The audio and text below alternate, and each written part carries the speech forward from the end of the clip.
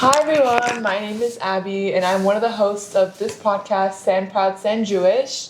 Hi, I'm Simona. I'm one of the co-hosts of Stand Proud, Stand Jewish. And we're joined here today by the amazing Frances Kweller. Hi. Hi, thank you so much. And thank you for having me on Holocaust Remembrance Day. It is so beautiful and meaningful to be here tonight. Thank you. Thank you for this opportunity. Of course. So obviously you have an amazing company, but we wanted to start talking about a little bit about your background. So I wanted to talk, so what was your childhood like, your traditions, Jewish family like? So my parents are actually children of Holocaust survivors, and they were the firstborn right after the Holocaust. My family's Ashkenazi and Jewish. That was always something very ingrained in me. So my mother was the only child, and my father was one of five, born 1945. Oh, wow. Yeah, my dad, 1945 and 1950. So being a descendant of Holocaust survivors was something that definitely, shaped my life in many ways. And this was definitely a very heavy dinner time conversation. My Jewish identity was something I had from day one throughout my childhood. Not necessarily observancy levels, but the spirituality played a big role in our home. My mother prayed, lit candles, Shabbat candles every single Sabbath.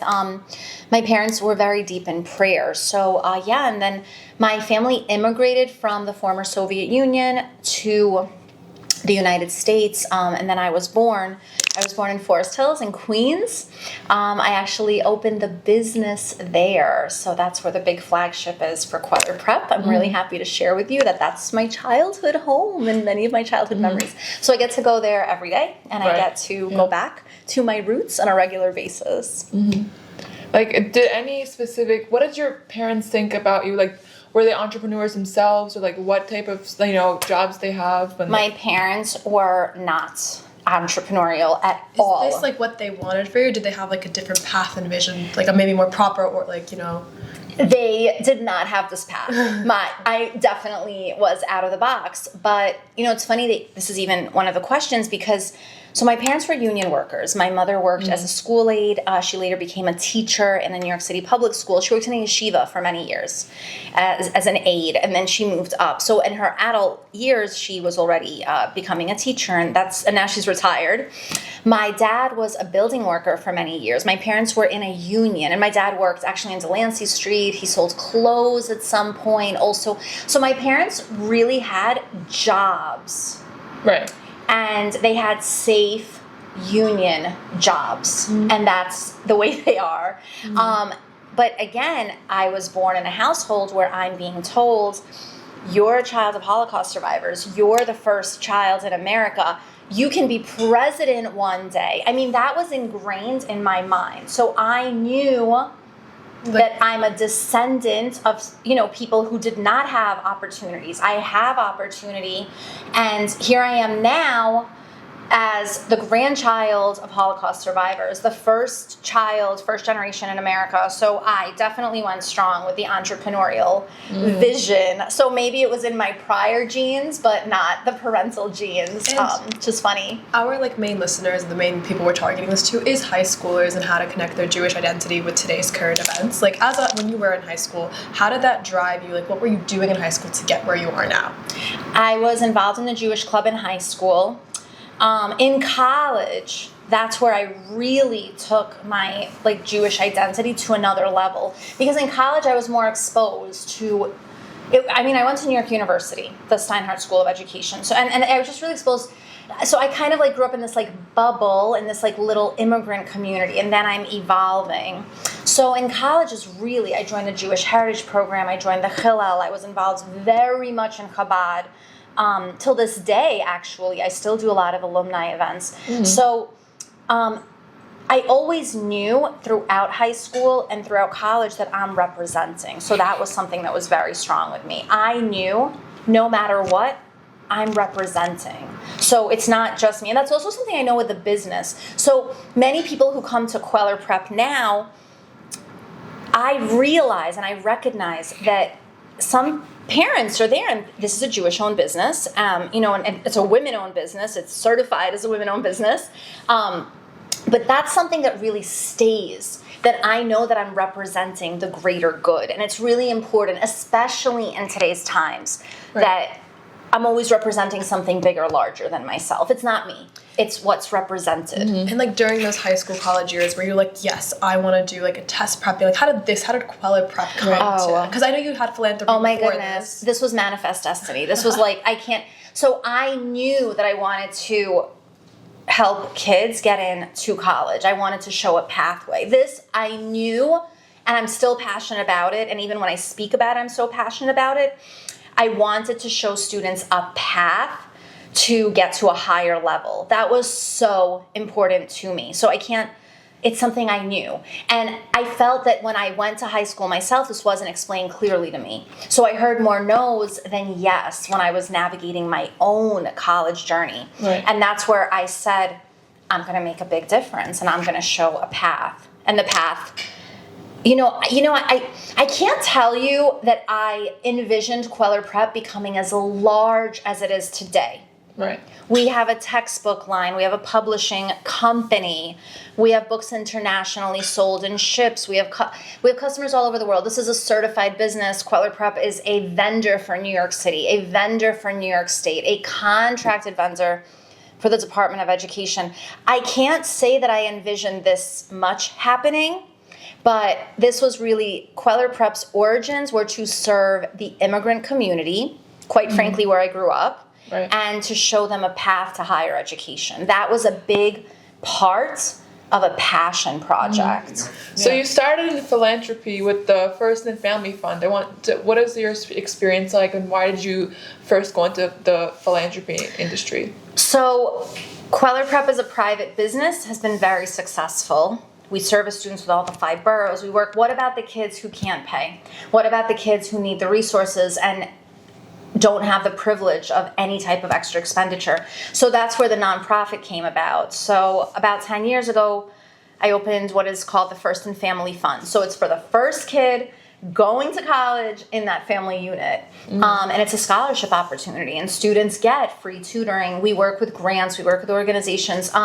We've just recently received funding through New York State. So actually we're working on a project right now to provide the after school and enrichment through OCFS, which is the Office for Children and Family Services in New York. So we just applied for discretionary grants with New York City Council and state legislature. So this was a passion project that came from the idea that what about the kids who can't afford this at all? They can't afford prep. So these kids are getting opportunities. And we've had a lot of success with that. So when it's going to be more successful, because we're moving up. And in your own, like, back to, like, kind of your childhood, your high school, I assume, obviously, KwellerPrep didn't exist when you were in high school. So, like, how did you, like, get to this point on your own? Like, in an age of where everyone wants to know your stats, ECs, like, what was, like, the major you wanted? How did you get there? How did you figure it out? It was so hard. It was so incredibly hard. And there were so many naysayers. I applied to New York University. I remember my college counselor back then. I went to a large public high school in Queens. I went to Cardozo High School, actually, the largest public high school in Queens at the time. I said, I want to apply to NYU. Like, oh, just go to Queens College. Just go to, like, Hunter College. Why? NYU's expensive. Like, the first thing I heard was, why? It's too expensive. Don't do it. I didn't have people tell me, here's a path. And that's something that really stood with me. As I got older, I found it hard and hurtful being a woman-owned business, being told no, no, no, no. And quite frankly, very often it was by men. It was something that really stung. And that's something I want to also mention, that it's not just the Jewish identity, but visibly, because you're not always visibly like Jewish, right? But you're visibly a woman. And me hearing no hurt. I got used to it. I developed a thick skin. In high school, I knew that I wanted to go to a large university. I wanted to spread my wings. I cannot tell you that I had an easy path, because when I ultimately did the application, I mean, everyone around me was like, no, no, no, no. It was hard. It was really, really hard. My parents were very supportive of a big, large name university, because they knew that that would open doors. But they couldn't figure out a pathway for me to open the doors and get accepted. That it was hard. I mean, there was no KwellerPrep. It was rough. Was KwellerPrep something that came out right after college? Like, after college, like, what were you doing? Like, what was, like... After I got into college... What was the initial plan? I wanted to go on a blowhorn and tell people how to get in. Because I applied early decision to NYU. Oh, no way. I got in about 4 to 6 weeks later. And then I applied for a scholarship. I won. I applied for another scholarship. I won. I renegotiated my financial aid package. I only, back then, had to write an essay. I got it. So I not only got in, but I figured out scholarship. Could I ask what your navigating. major was? I went to the Steinhardt School of Education. So my degree, I went on a teaching path initially. Then I went to law school because I wanted to go a level up with my education. Law school, like, kind of back to back, or there's a big gap in between there? No, I went to college. I had a gap year where I was just working on the tutoring business for a year. I was saving up. I saved up a good amount. Then I went to law school within a year of graduating. So I graduated from college early because I had credits. So I kind of like had that built-in time anyway. So my college experience was not 4 full years. So I had that 4th year to just like decide. Figure it out. And then, I went to law school. I knew that I wanted a higher degree. I wasn't sure what I was going to do with it. I mean, I wound up opening the empire, but I wasn't sure at the time what was going to happen with the law degree. I just knew that as a woman, I needed that degree. Like, I needed to have that under my belt. I needed to speak as a lawyer, and that was very important to And me. it almost gives you that, like, you know what, I'm a lawyer, I know what I'm saying. Like, gives you that, like... So here's what I want to say. Consistently, the Jewish community stood by me, stood by my side, and was very supportive. So in law school, I was also involved. In law school, I was involved in the Chabad Center Jewish, coalition liaison. I did the trips. I did the APAC. So with the Jewish community, I always felt at home. I always felt like this was my community. And I mean, I always had a meal, right? So I always had that like Friday night meal option, no matter where I was. College, law school, anywhere. Like, I would have a matzo ball soup waiting for me. So that was a big thing that really, the community stood by me the whole way through. Like, on our last podcast with our previous interview, Sahar, like, Chabad is always there for anyone. Doesn't matter if you're a Jew who knows everything about the Torah, you know nothing, you don't, like, they're there for you. And they're such an amazing, even if you're like, if you don't have the experience of those supportive parents, like, the Chabad will support you. So now I'm at a stage where I can give back. I have my family, I'm married, I have 3 kids, we live well. Now I'm at a stage where we just donated to Chabad again for the 2nd year. They're having a fundraiser. We actually donate to like 20 different Chabads, no kidding. And we sponsored a child to go into Chabad summer camp last summer. We donate every year Chabad Lake Success, which is here, Chabad of Roslyn. I mean, we're always donating. So that I do want to say. Chabad...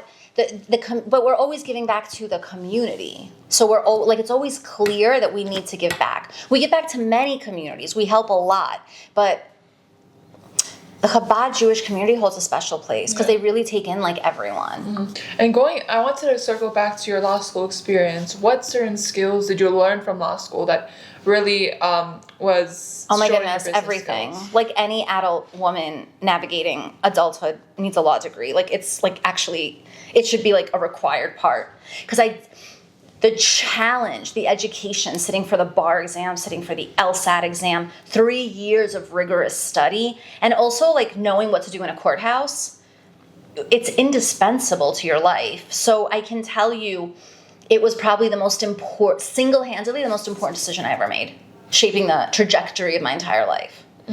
I am a lawyer who runs a very large learning center, but I'm a lawyer who's doing it.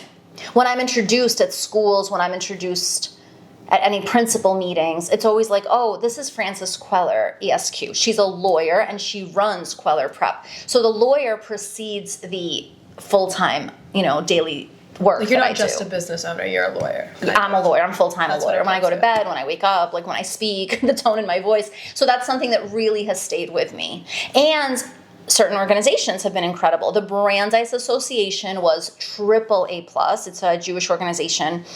I found the Jewish Heritage Program phenomenal. I'm still in touch with the rabbi who runs that program. With the mentorship, remember the first time I went to like Skadden Arps, and I was like, wow, this is so nice.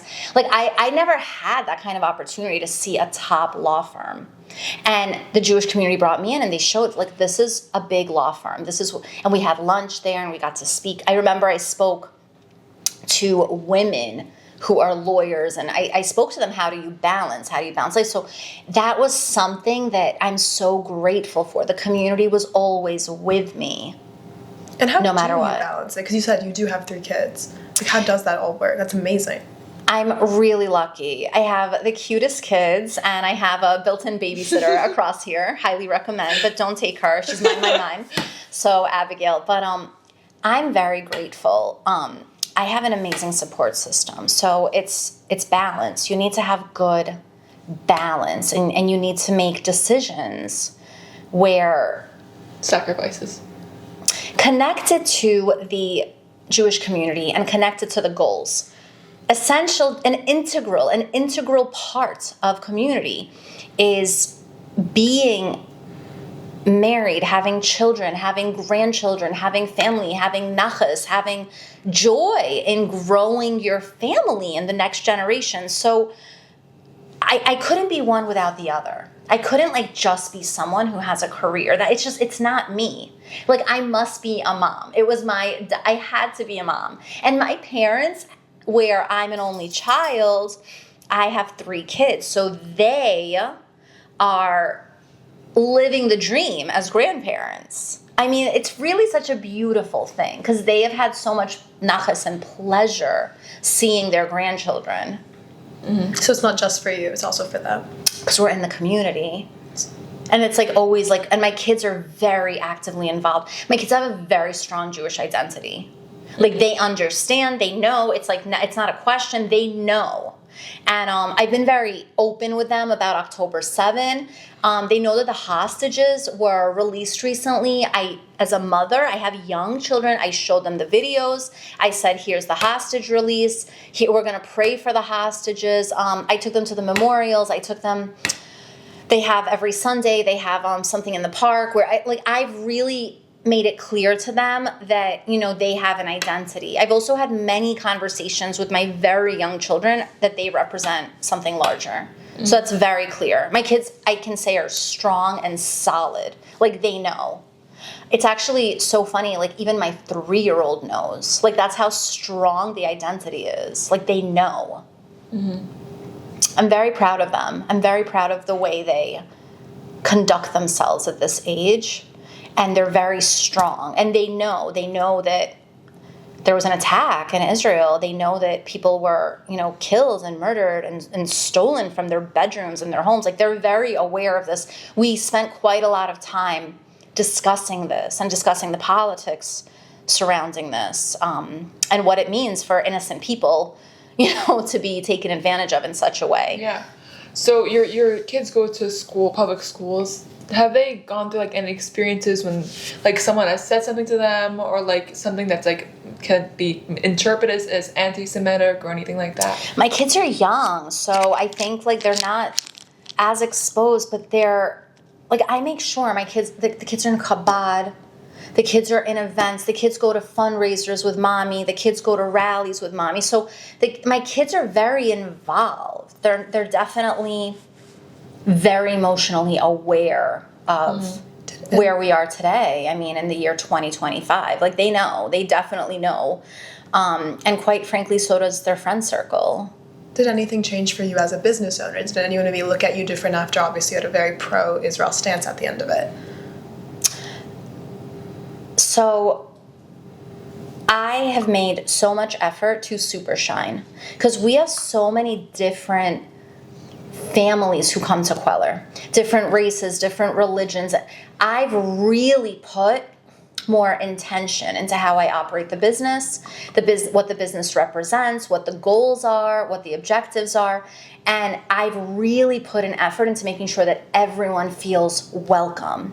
It is extremely important to me that October 7 does not define the world. It does not. Right. We have plenty of Muslim students. We have plenty of quite frankly, tutors who follow Islam and faith. We have a big, diverse background. We have students, obviously, who are Black and Hispanic, but specifically students who are Jewish and students who are Muslim and students of the Islamic faith. Like, we have made it so clear that we are a welcoming space. We will not allow world politics to define us or who we are. And that's been a really very, very definitive part of how KwellerPrep is run. That this will not define. We will not have this good versus evil, who's right, who's wrong. We are not playing this game.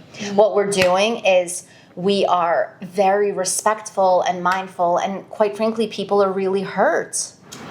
KwellerPrep provides academic services for students. We help students navigate everything from middle school to high school to college. And then we do a lot of graduate school support as well. So KwellerPrep is a special community. It's a learning space where you can develop your test-taking skills, your college applications, your essays.